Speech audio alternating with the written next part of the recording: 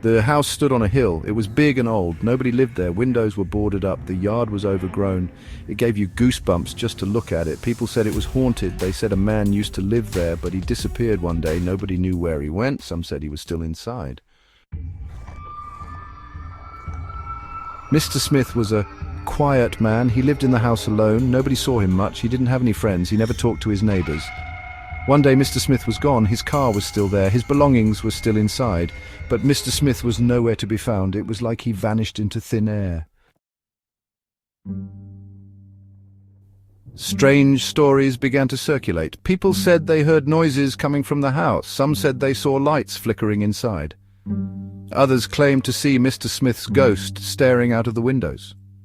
The rumors spread like wildfire. The house became a local legend. Everyone was too scared to go near it. What had happened to Mr. Smith? Was his ghost really haunting the house?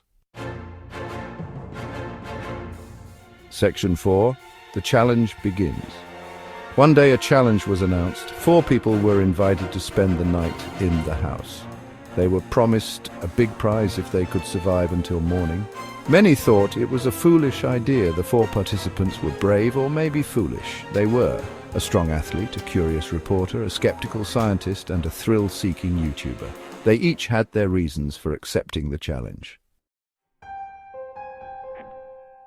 The participants entered the house. It was dark and dusty. Cobwebs hung everywhere. The air was thick and heavy. They explored the rooms, their hearts pounding. Suddenly, the front door slammed shut. They ran to open it. It was locked. They were trapped. They rattled the door handle, but it wouldn't budge. Then they heard a noise. A soft, creepy laugh echoed through the house.